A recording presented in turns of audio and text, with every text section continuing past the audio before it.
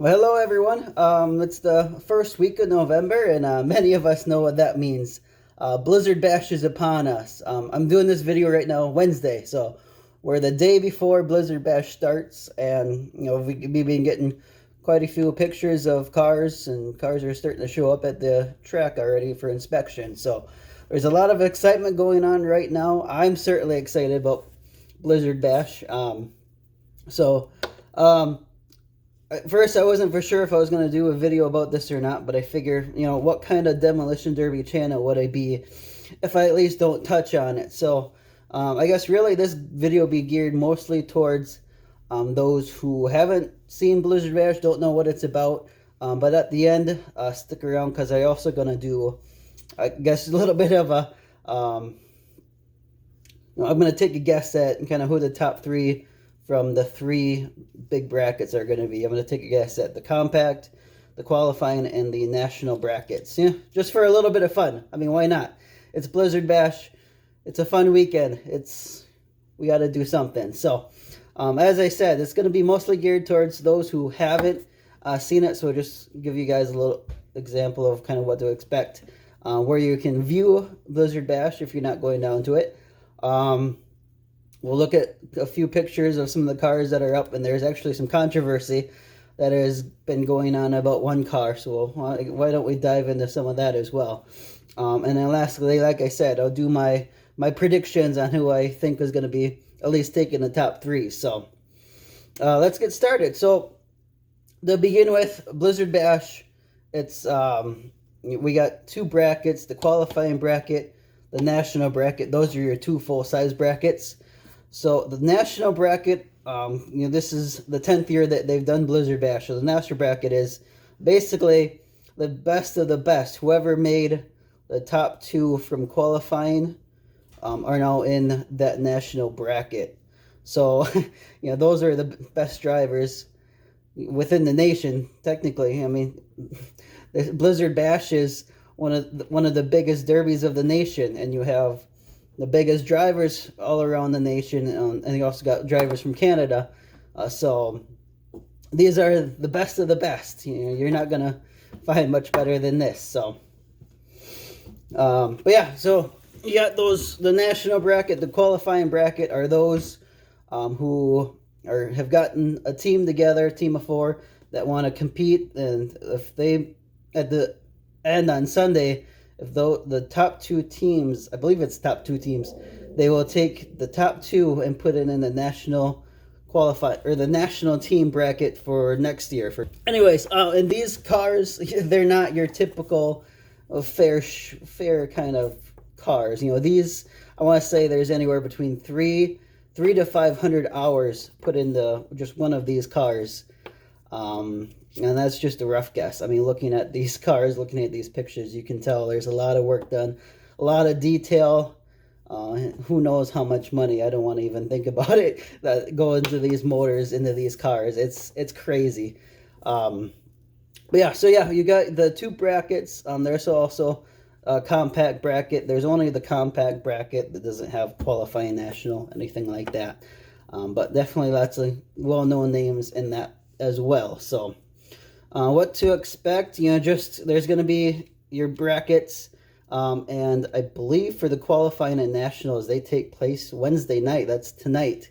So you don't want to miss that. I've watched the last couple, and it's fun to see because it's dead quiet as that drawing's going through, because you don't know who you're going to be put up against. Like I said, these are some of the best drivers around, so no matter what, every heat is going to be a difficult heat. It's not oh, this is going to be easy. No, unfortunately not.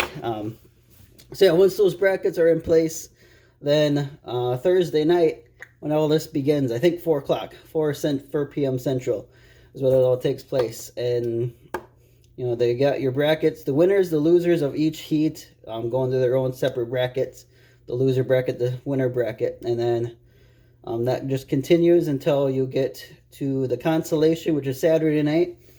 And I think usually the top two, for sure, the team that wins the consolation will get into the feature that next day. But I mean, to think You run Thursday night, and then about I think 8 o'clock it opens up where you got time to be able to fix your car. So from 8 until I think 2, that's 6 hours to fix up your car for the next heat.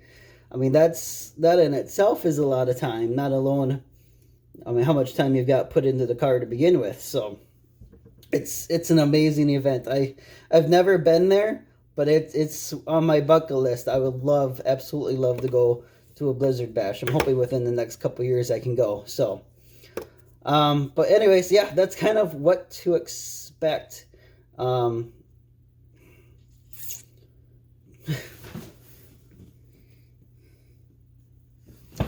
Yeah, I guess I'll make it so you don't have to look at my beautiful face anymore. I'll switch it over to my computer monitor. We'll look at some of the teams, some of the pictures, and I mentioned the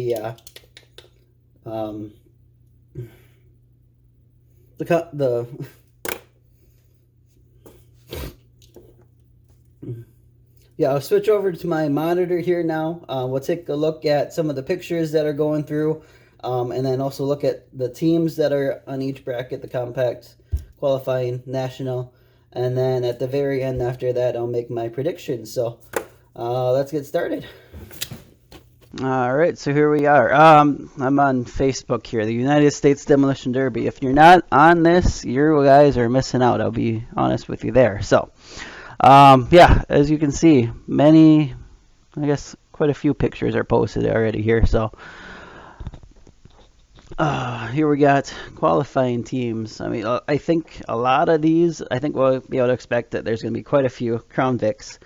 I think that's obvious for any show nowadays, just because Crown Vics, they're the car to beat. You can do so much to that front end. And these cars, like I said, they're not stock. You can, just looking from the outside, you got the excuse me, you have the creasing done to the sides, and who knows, the bumpers, that's definitely not stock where those front ends are sitting. But more Crown, it's the town car. A two-door old, this is probably 74 to 76 GM. Troy, one of the Johnsons, JRCs, or JWC, excuse me. Just a lot of work, a lot of creasing, I don't even know what they're allowed to do to the frames. I've never looked at the rules, but I can imagine it is absolutely crazy what they can do to these cars. I mean, here, yeah, you can't even see that frame. They blocked it out for whatever reason, so they're doing something creative with that. But I mean, just look at the amazing crease work. I love those halos. I remember seeing those halos quite a few years ago, and I've wanted to do one on one of my cars ever since. It's absolutely crazy. One of the trucks, and I think they went to a more stockish build for the trucks this year. The last few years it's been more modified, and I'm really looking forward to seeing the more stock trucks, more limited weld. I think it'll be a lot more fun this year than just watching full weld trucks go after each other. Not as much bending. I think this is one of the Schaffner brothers. Yep, that is. They usually build Mopar. I want to say this is a Mopar early 70s Newport, something similar to that. Monaco, one of the two. I'm not 100% sure on these older cars. I'm not good at with them. So whatever this is, let me know. I'd say it's a Mopar of some sort. Another Crown Vic here. Square body. Ooh, don't see many of those. Two-door. Look at those back tires.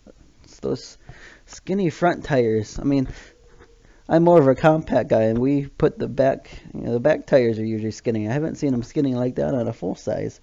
So that'd be interesting. Here's another one. It'll be very interesting. Let me see.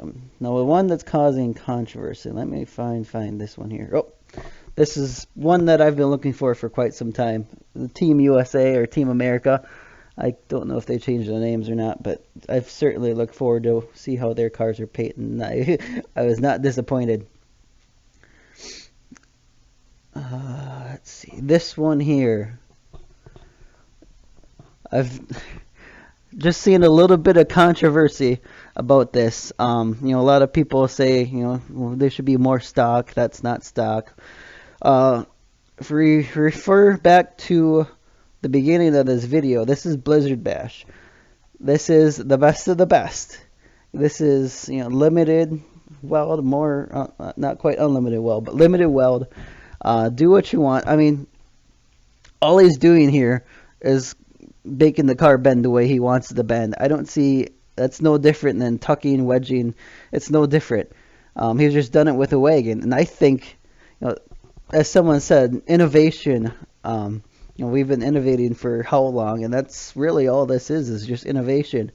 To begin with, someone first came up with the idea to tilt a Crown Victoria.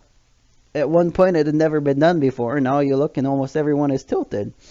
So at some point, something's got to change. And I think this is a very good example of that being shown. I mean, who would have thought to do this to a wagon? I mean, just simply amazing.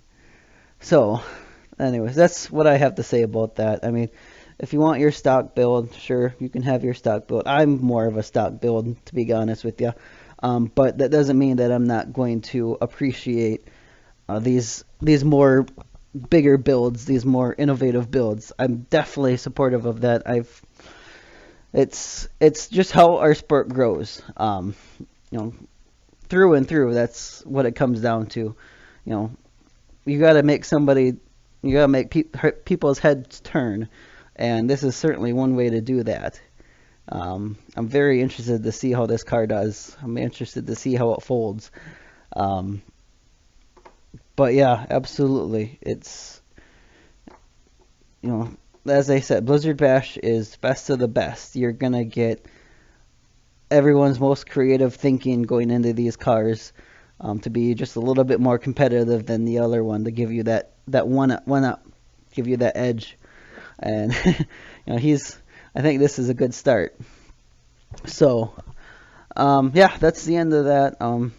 We'll just look real quick here. The compact teams, I'll just run through these real quick and give my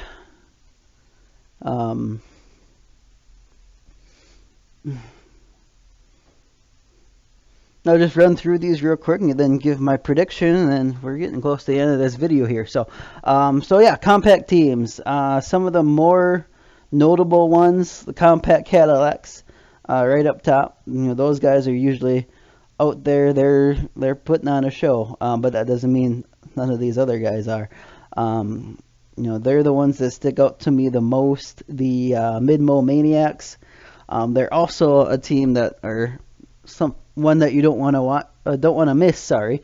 Yeah, some of these other ones, the Bash Boys, I don't quite remember them for last year. Doesn't mean I didn't see them. I just OMM, Plum Crazy. Those two teams. I actually know a couple guys from Plum Crazy, but yeah, OMM, Plum Crazy. Those guys are definitely very good competition. They're always in the feature. So usually top three, at least one team or the other, if not both. So yeah, predictions for compact teams. I'm a little biased. I'm gonna have to say Plum Crazy, for sure. I know Tracy Miller. I run with Tracy Miller. He's a hometown guy. If you haven't seen him run, I do have a video I will link down below. I've recently re-uploaded it, but many people are saying, watching the video, you get the Ric Flair effect, the woo! So, if you want to see that, go ahead and check that link out. I'll provide that down at the bottom. OMM, the Woods, they're definitely a team. Jeez. Looking at these, it's hard. So, I guess 3 will go OMM. And then 2, again, this is a little bit of bias here, but we'll go Plum Crazy. And then 1, I'll say Compact Cadillacs. Gray Area, Team Gray Area over down here. The Gray Area Auto Derby Parts. Those guys are also competitive as well, and I can see them placing very well. But just based off of you know, how well the other teams are doing. Like I said, Plum Crazy, or no, OMM at 3, Plum Crazy at 2, and then I'm gonna have to put Compact Cadillacs at number 1. So we'll have to see what goes. Let me know what you guys think at the bottom. I'm curious to see what you guys have to say. So, limited world teams. I want to skip this one. I don't qualifying. Here we go. This is what I was looking for. All right. So this one, not as many names that I know of specifically. I remember Not For Hire. I remember RPM Redemption. They had a heck of a year last year. I can remember their heats. Bad Company. They had some great heats last year.